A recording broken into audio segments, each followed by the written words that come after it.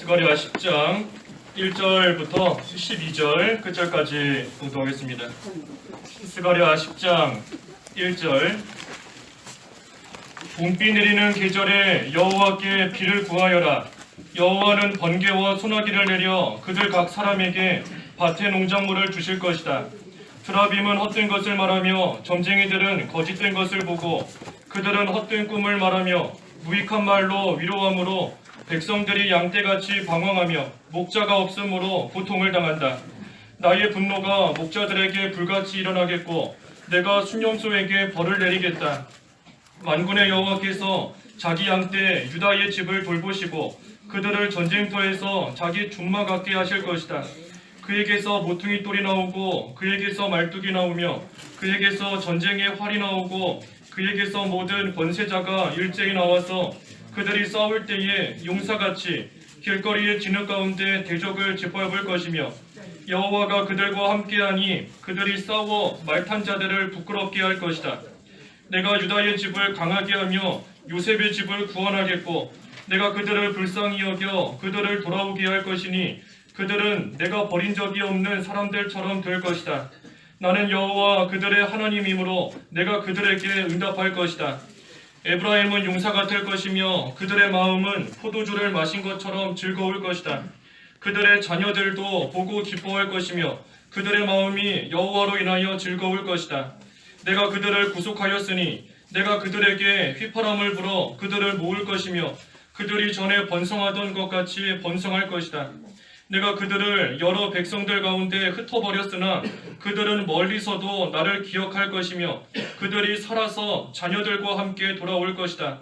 내가 그들을 이집트 땅에서 데려올 것이고 아시리아에서도 그들을 모을 것이며 내가 그들을 길르앗 땅과 레바논으로 데려올 것인데 그들이 거할 장소가 부족할 것이다.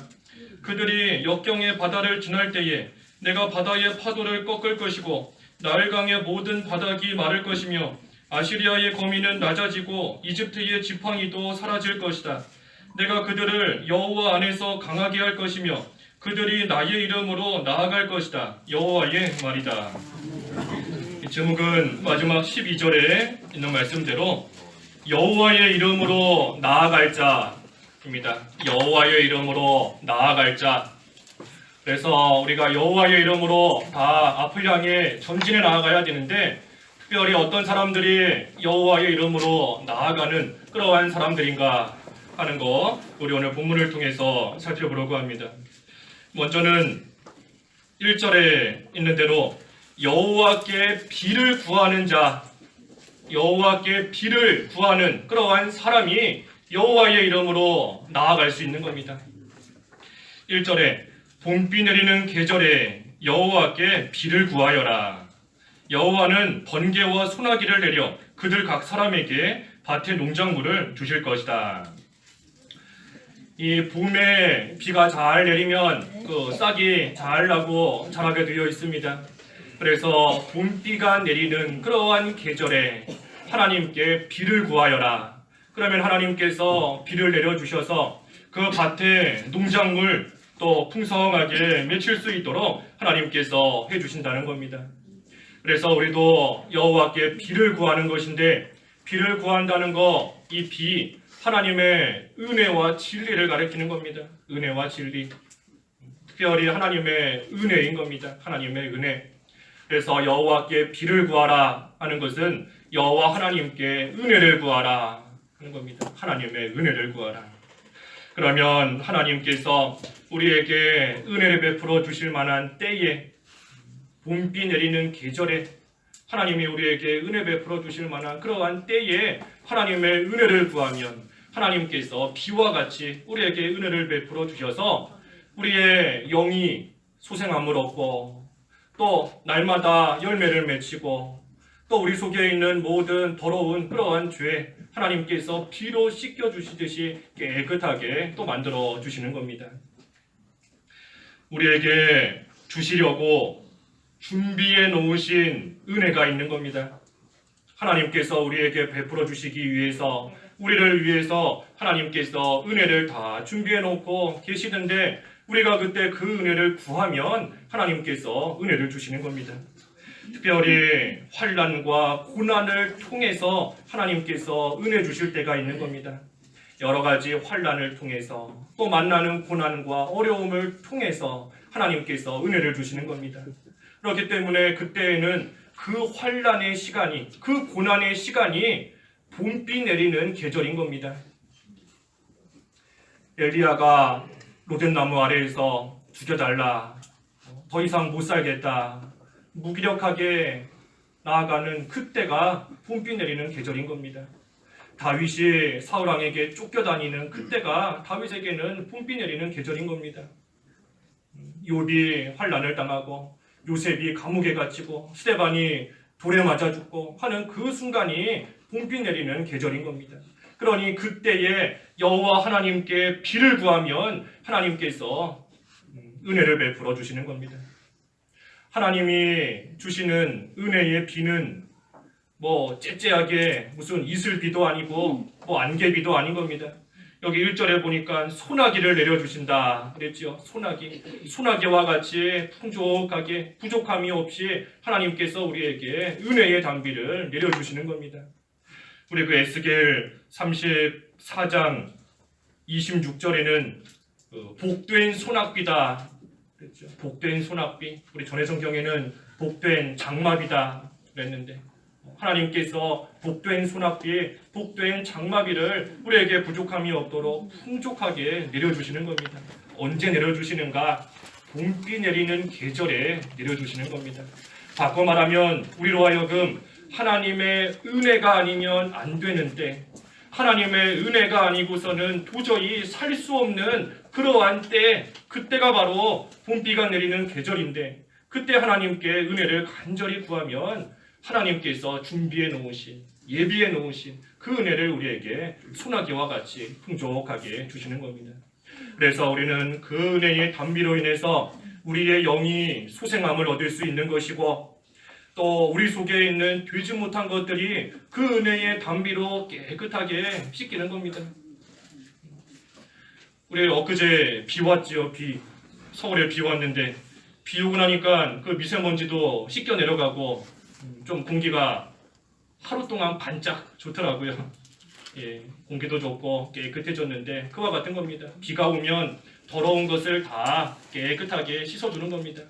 하나님께서 은혜의 담비를 우리에게 내려주시면 우리 속에 있는 되지 못한 것들 다 깨끗하게 씻김받을 수 있는 겁니다.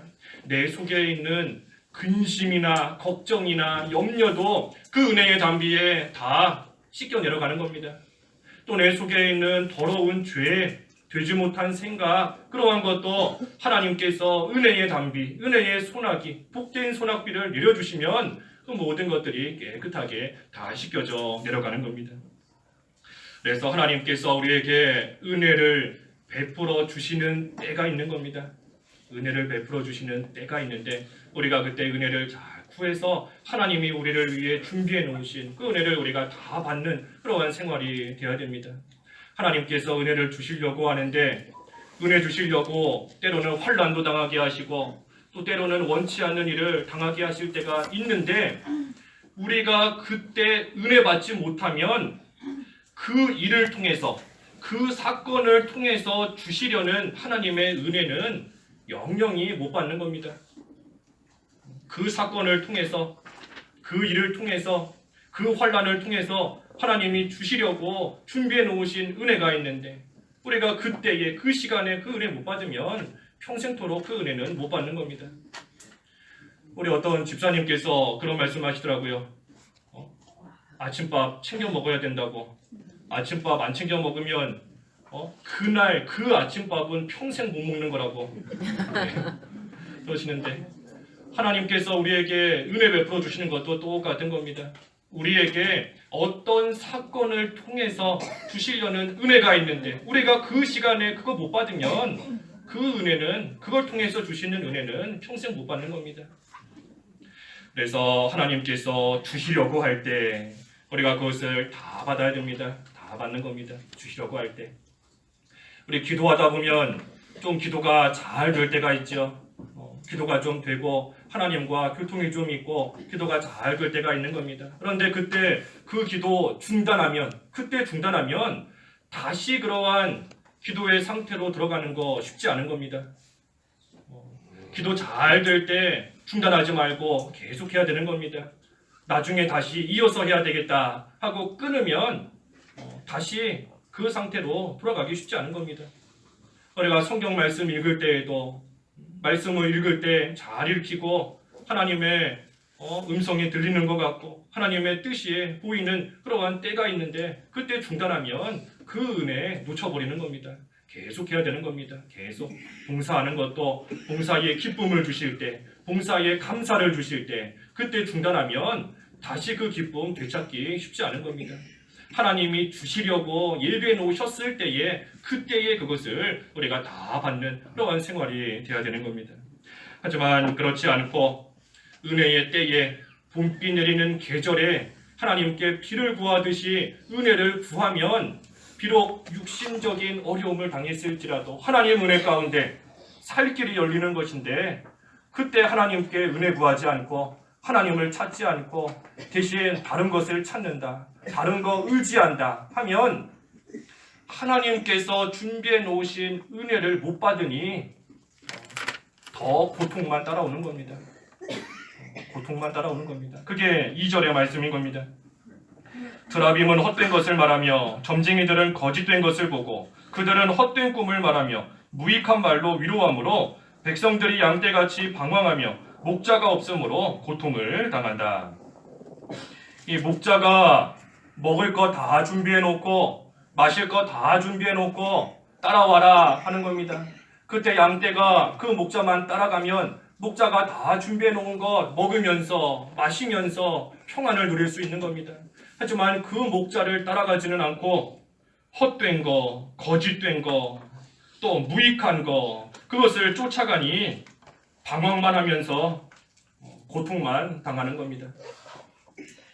그래서 우리는 하나님의 은혜를 구해야 됩니다. 하나님의 은혜가 아니고서는 우리는 한순간도 살 수 없는 그러한 존재인 겁니다. 특별히 하나님께서 은혜를 베풀어 주시려고 하는 그때 봄비 내리는 계절에 비를 구하듯이 하나님 앞에 간절히 은혜를 구하고 나아가면 하나님께서 다 준비해 놓으신 그 은혜를 마치 소나기와 같이 우리에게 풍성하게 베풀어 주시는 겁니다. 그래서 여호와께 비를 구하는 자, 그 자가 어떤 일을 당할지라도 여호와의 이름으로 나아가는 겁니다. 또 여호와 이름으로 나아가는 자가 누군가? 이 예수님만 의지하는 자인 겁니다. 예수님만 의지하는 자. 그 말씀이 3절에서부터 7절까지인 겁니다. 예수님만 의지하는 자가 여호와의 이름으로 나아간다. 3절에서 7절까지. 특별히 3절에 나의 분노가 목자들에게 불같이 일어나겠고 내가 순념소에게 벌을 내리겠다. 만군의 여호와께서 자기 양떼 유다의 집을 돌보시고 그들을 전쟁터에서 자기 준마 같게 할 것이다. 이 목자, 거짓 목자인 겁니다. 거짓 목자. 양떼로 하여금 우상을 섬기게 만드는 그러한 거짓 목자. 그리고 순념소와 같이 하나님의 나라를 대적하고 교회를 핍박하는 그러한 세력들, 그러한 자들에게는 하나님의 분노가 불같이 일어나겠다 그랬습니다. 하나님의 분노가 불같이 일어나고 그들을 하나님께서 벌하시겠다. 그래서 다른 사람으로 하여금 신앙생활 제대로 못하게 하고 실족하게 만드는 자 하나님께서 분노하시는 겁니다. 하나님의 교회를 대적하고 핍박하는 자 하나님께서 분노하시되 그 분노가 불같이 일어나는 겁니다. 하나님께서 반드시 벌하신다 그랬습니다. 왜 하나님께서 벌하시는가? 하나님께서 여호와께서 자기의 양떼를 돌보시기 때문인 겁니다. 여기 3절 중간에 그랬지 않습니까? 만군의 여호와께서 자기 양떼 유다의 집을 돌보신다. 하나님께서 자기 양떼, 자기 백성을 돌보시니 자기 양떼에게 손해주는 그러한 자에게 하나님께서 분노하신다는 겁니다. 그래서 하나님께서 자기 양떼에게는 은혜의 소나기를 내려주시는 것이고 하지만 자기 양떼에게 손해주는 자에게는 분노의 소나기를 하나님께서 내리시는 겁니다. 분노의 소나기, 진노의 소나기, 또 벌하시는 그러한 소나기를 하나님께서 내리시는 겁니다. 그때 4절과 5절에 보면 이 모퉁이 뿔이 나온다. 또 말뚝이 나온다. 또 전쟁의 활이 나온다. 또 모든 권세자가 나온다. 그랬습니다.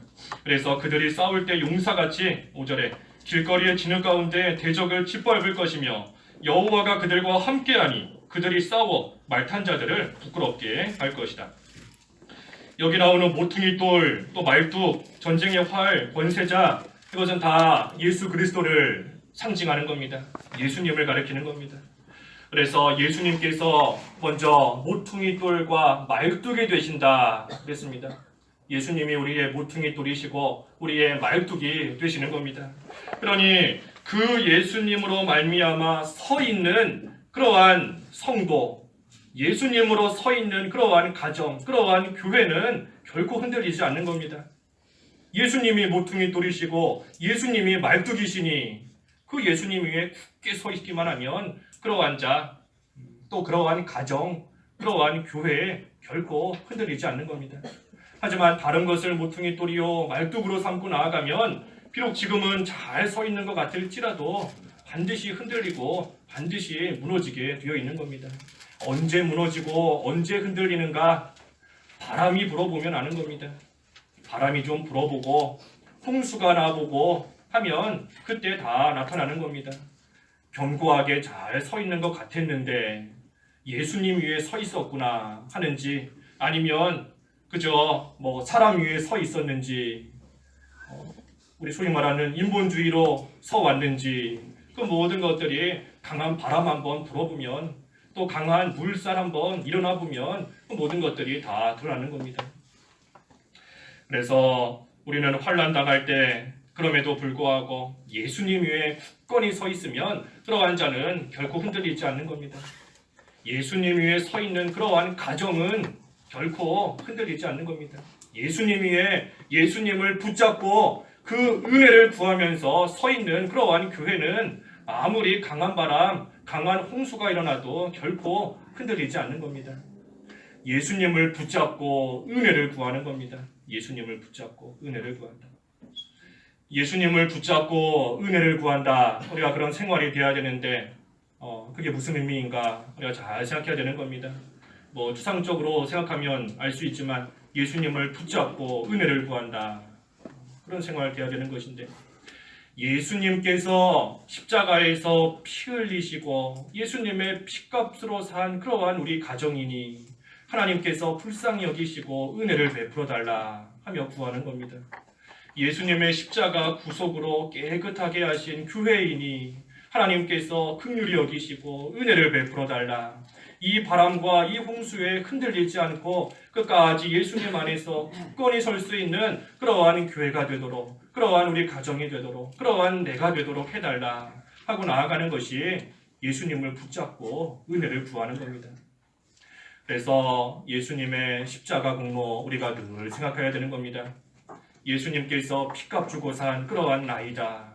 예수님의 피값으로 산 우리 가정이다. 우리 교회다. 그것을 늘 기억하고 나아갈 때 그 주님께 은혜를 구할 수 있는 겁니다. 그래서 예수님이 우리의 모퉁이 돌이고 말뚝이시다. 그뿐 아니라 예수님께서 전쟁의 활이시고 또 권세자가 되신다 그랬습니다. 전쟁의 활이고 권세자이시다. 그러니 그 예수님 위에 굳게 서는 자, 또 예수님 위에 굳게 서려고 하는 그러한 자를 대적하는 자들이 있을지라도 하나님께서 그러한 자들 다 물리쳐 주시는 겁니다.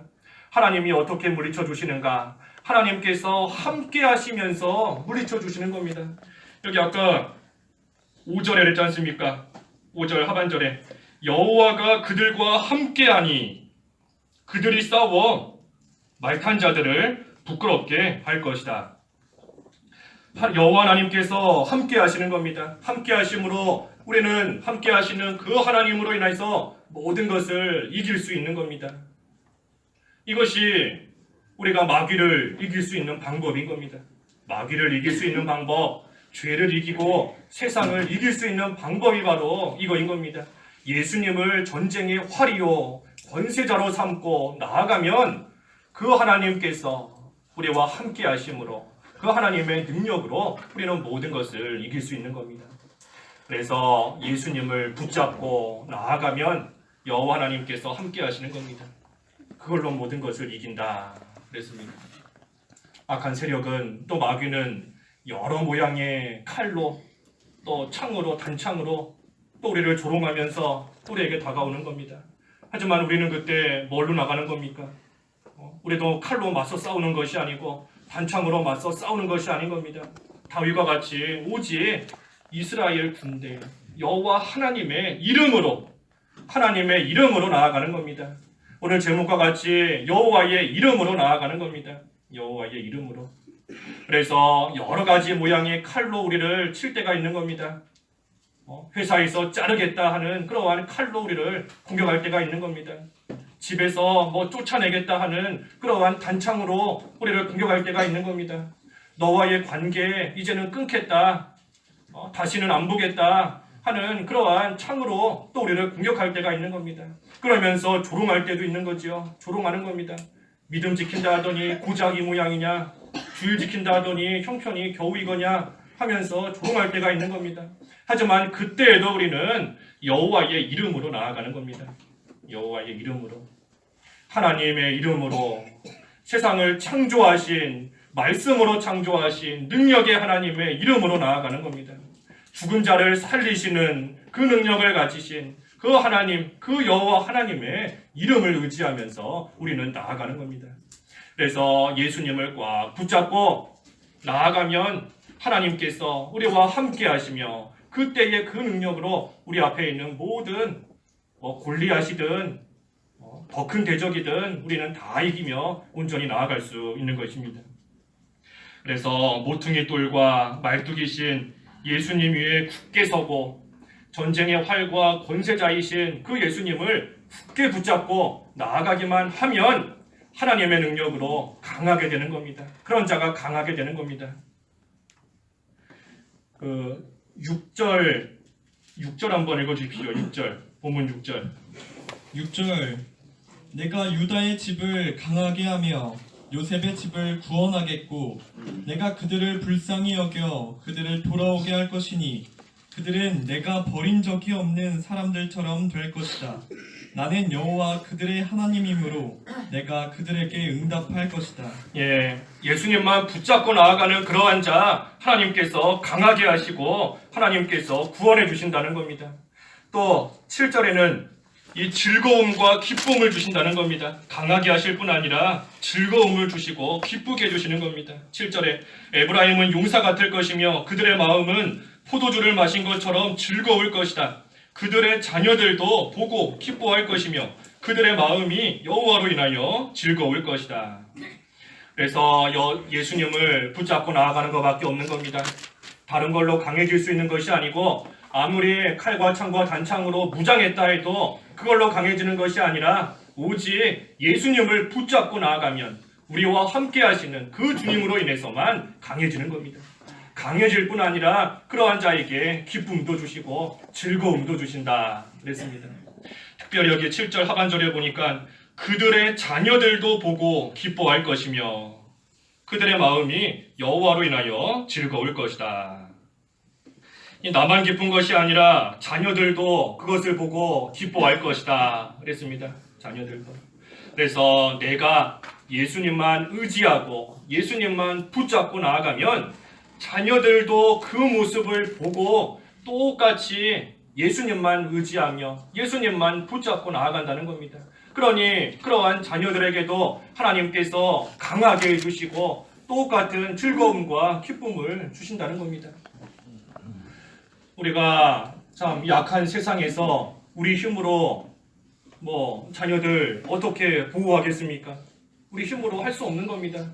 우리 힘으로 이 세상에서 마귀 권세가 너무나 강하고 앞으로 더 강해질 터인데 그러한 세상에서 자녀들, 후손들 우리 힘으로 절대 못 지키는 겁니다.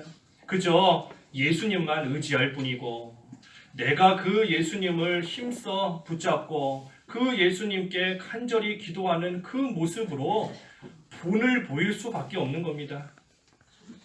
내가 힘들고 어려운 일 당했을 때 주님 앞에 나아가서 간절히 기도하는 그 모습을 자녀들이 보고 배우는 겁니다. 내가 어려운 환난을 당했을 때 예수님만 의지하면서 주님의 은혜를 간절히 구하고 나아가는 그 모습을 후손들이 보고 배우는 겁니다. 그래서 우리가 참 본이 되는 그러한 모습이 되어야 되는 겁니다. 뭐 이렇게 해라 저렇게 해라, 왜 주일학교 안 가느냐, 주일 지켜라, 뭐 해라, 가르치려고 해서 되는 것이 아닌 겁니다. 또 주일학교 우리 판사님들한테만 맡겨놓는다고 해서 되는 것도 아닌 겁니다. 항상 내가 먼저, 내가 예수님을 의지하고 내가 하나님 앞에 은혜의 담비를 구하는 그러한 생활 해나감으로써 그 모습을 보고 가정에서도 그 모습 보고 배우게끔 하는 것밖에 없는 겁니다. 그래서 예수님을 의지하며 나아갈 때 자녀들도 그것을 보고 함께 기뻐하며 주님이 주시는 그 은혜를 받게 되는 겁니다. 마지막으로 여호와께 나아가는 자, 8절과 10절의 말씀대로 휘파람 소리를 따라가는 자입니다. 휘파람 소리를 따라가는 자. 8절에 내가 그들을 구속하였으니 내가 그들에게 휘파람을 불어 그들을 모을 것이며 그들이 전에 번성하던 것 같이 번성할 것이다. 이 하나님께서 휘파람 소리 같은 그러한 세미한 음성을 통해서 우리를 부르시는 겁니다. 또 우리를 건져주시고 또 우리를 구원해 주시는 겁니다. 하나님의 휘파람 소리를 그렇기 때문에 듣는 자가 하나님을 잘 따라갈 수 있는 겁니다. 하나님께서 이리 와라 하고 부르시는데 그 소리 못 들으면 못 따라가는 거죠.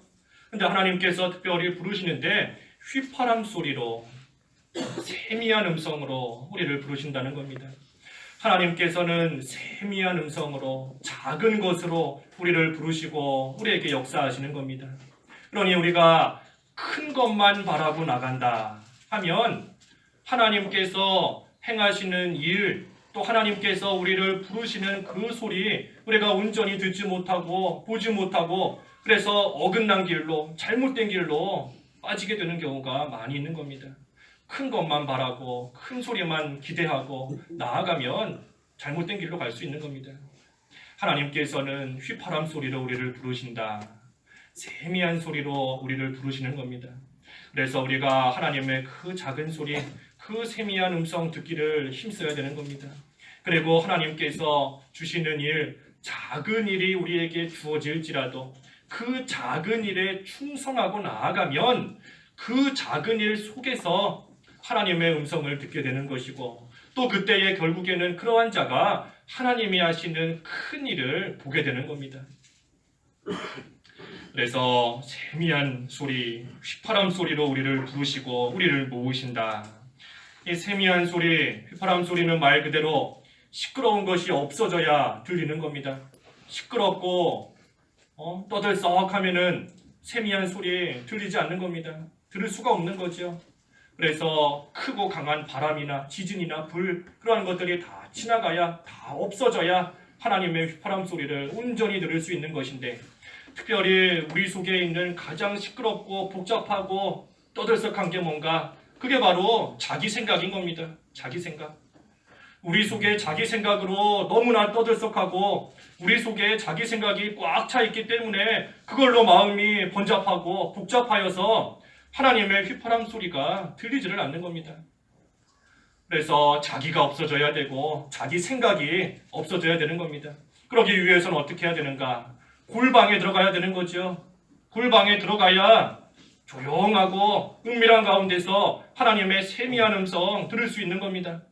골방 밖에다가 자기 생각 다 내려놓고 문 닫고 골방에 들어가는 겁니다. 문을 닫는 게 중요한 겁니다. 문을 닫는 거.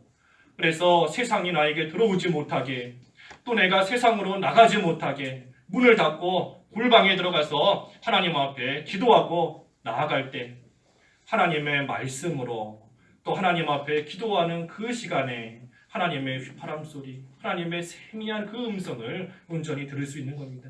그리고 그 소리를 듣고 그 소리 그대로 따라가면 하나님께서 이렇게 8절 하반절에 있는 것처럼 번성하게 해주신다 그랬습니다. 하나님께서 번성하게 해주시는 겁니다.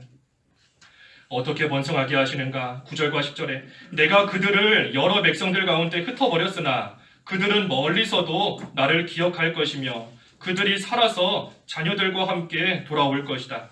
내가 그들을 이집트 땅에서 데려올 것이고 아시리아에서도 그들을 모을 것이며 내가 그들을 길르앗 땅과 레바논으로 데려올 것인데 그들이 거할 장소가 부족할 것이다. 거할 장소가 부족할 정도로 하나님께서 다 불러 모으시고 하나님께서 번성하게 해주신다는 겁니다. 하나님의 휘파람 소리를 잘 듣고 따라가면. 그래서 우리는 이 세 가지 잘 해나가는 겁니다. 하나님의 휘파람 소리를 잘 듣는 생활, 예수님만 의지하는 생활, 그리고 은혜의 단비를 힘써 구하는 생활, 그러한 생활을 우리가 잘 해나갈 때 여호와의 이름으로 나아가는 겁니다. 그러면 어떻게 됩니까? 11절에 그들이 역경의 바다를 지날 때에 내가 바다의 파도를 꺾을 것이고 나일강의 모든 바닥이 마를 것이며 아시리아의 거만은 낮아지고 이집트의 지팡이도 사라질 것이다. 하나님께서 성도로 하여금 역경의 바다, 우리 전에 성경에는 고해, 그렇죠? 고해, 고난의 바다인 겁니다. 고난의 바다. 그래서 고난의 바다를 만날 때가 있고 역경의 바다를 만날 때가 있지만 하나님께서 그 모든 것을 잘 통과할 수 있게 해주신다는 겁니다. 바다의 파도가 아무리 심해도 그 파도를 다 꺾어주시고 또 나일강 같은 큰 강도 마르게 하시고 아시리아나 이집트 같이 우리를 괴롭게 하고 성도를 핍박하는 그러한 세력도 하나님께서 다 낮추시고 다 사라지게 없어지게 하신다는 겁니다. 그래서 결국에는 그러한 자가 12절의 말씀대로 내가 그들을 여호와 안에서 강하게 할 것이며 그들이 나의 이름으로 나아갈 것이다. 결국에는 여호와 안에서 강하게 하나님이 만들어 주시는 겁니다. 하나님 안에서 우리가 강한 거 여호와 안에서 강해지는 겁니다. 여호와 하나님 안에서. 그래서 아무리 환난과 어려움을 당할지라도 또 바다 한가운데 있는 것 같은 그러한 일을 당할지라도 하나님께서 여호와 안에 있는 자를 강하게 하시기 때문에 그러한 자를 건져주시고 그 어려움 속에서도 안전하게 하나님께서 지켜주시는 겁니다. 우리 앞에 역경의 바다가 있다고 해서 겁낼 거 없는 겁니다. 그 바다에서 죽지 않는 겁니다. 바다가 있다고 해서 건너가지 못하는 것도 아닌 겁니다. 바다가 얼마나 깊은가, 파도가 얼마나 높은가, 그것이 관건이 아닌 겁니다. 그게 문제가 아니에요. 바다가 깊다고 해서, 파도가 높다고 해서 그걸로 우리의 살고 죽는 것이 결정되는 것이 아닌 겁니다. 관건은 여호와 하나님 안에 있는가, 하나님 안에 있는가, 그것이 관건인 겁니다. 그래서 우리가 여호와 안에서 여호와 하나님의 이름으로 나아가기만 하면 되는 겁니다. 여호와의 이름으로 나아가면 되는 겁니다. 그러기 위해서 오늘 세 가지 보았습니다. 하나님께 비를 구하라. 특별히 봄비 내리는 계절에 비를 구하라 그랬습니다. 하나님께서 우리에게 은혜를 베풀어 주시기 위해서 다 준비해 놓고 계시는 겁니다. 그 하나님께 구하십시오. 하나님께 은혜를 구하십시오.